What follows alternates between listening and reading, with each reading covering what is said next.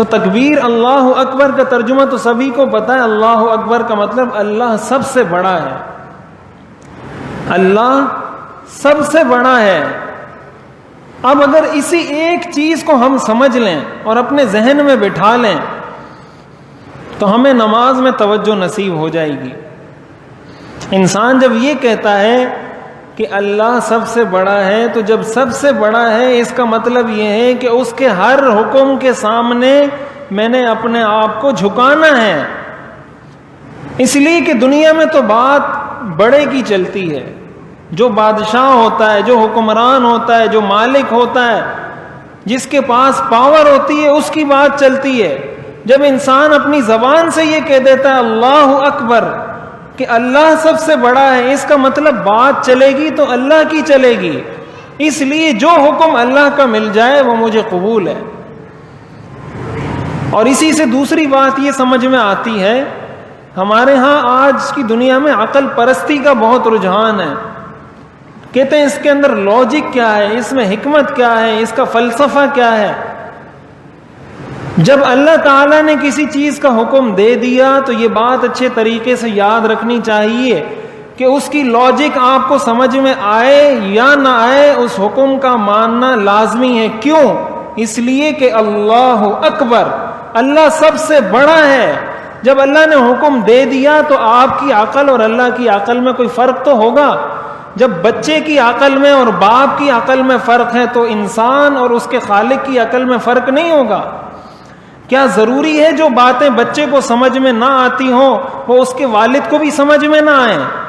اب اگر آپ بچے کو دوائی پلائیں اور وہ کہے کہ اس میں کیا لاجک ہے، یہ تو کڑوی ہے، اس میں کیا فلسفہ ہے، اس میں کیا منطق ہے، اتنی کڑوی دوا، میں کہہ رہا ہوں مجھے ٹھنڈا پانی پلاؤ، آپ مجھے گرم پانی پلا رہے ہیں، یہ تو عقل نہیں مانتی۔ لگتا ہے آپ کو مجھ سے محبت نہیں، یہ کیسی ماں ہے کہ مجھے ٹھنڈے پانی کی ضرورت ہے، یہ مجھے گرم پانی پلا رہی ہے۔ تو ماں کیا کہتی ہے کہ بیٹا تم وہ چیز نہیں جانتے جو میں جانتا ہوں۔ تو جب ماں کی عقل میں اور بچے کی عقل میں فرق ہو سکتا ہے تو کیا خالق اور مخلوق کی عقل میں فرق نہیں ہوگا؟ تو کیا مطلب ہے اس چیز کا کہ یہ چیز میری عقل میں نہیں آتی؟ عقل تمہاری ہے کتنی اور یہ بنائی کس نے ہے؟ تو ہر چیز کا عقل میں آنا کون سا ضروری ہے؟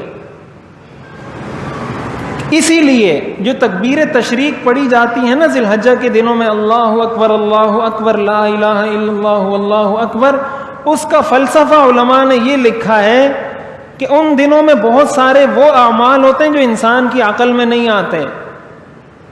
مثلا جانوروں کو ذبح کریں، لوگ کہتے ہیں اس سے جانور ضائع ہوتے ہیں، تو اللہ تعالیٰ نے ان دنوں کا وظیفہ اس چیز کو بنایا اللہ اکبر لا الہ الا اللہ واللہ اکبر وللہ الحمد۔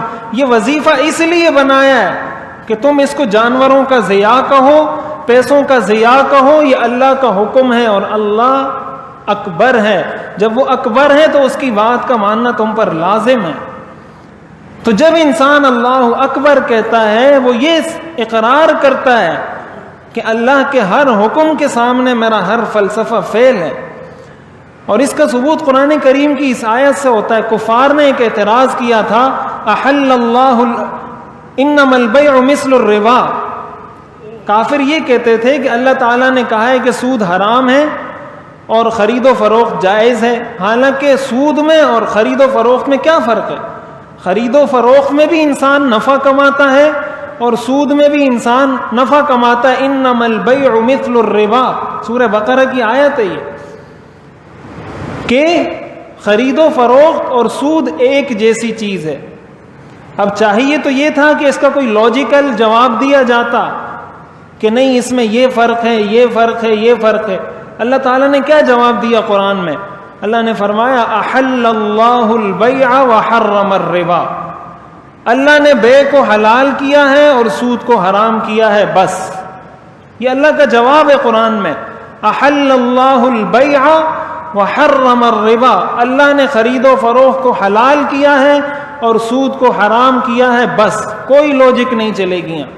اگرچہ اس میں لاجک، منطق، فلسفے بہت ہیں، حکمتیں بہت ہیں، لیکن اللہ نے یہ جواب اس لیے دیا تھا کہ انسان کے دماغ میں یہ بیٹھ جائے اللہ اکبر، کہ جو اللہ کا حکم ہے اسی کو ماننا ہے۔ تو جب انسان یہ اللہ اکبر کہتا ہے وہ اپنے سارے فلسفوں کو پیچھے ڈال دیتا ہے،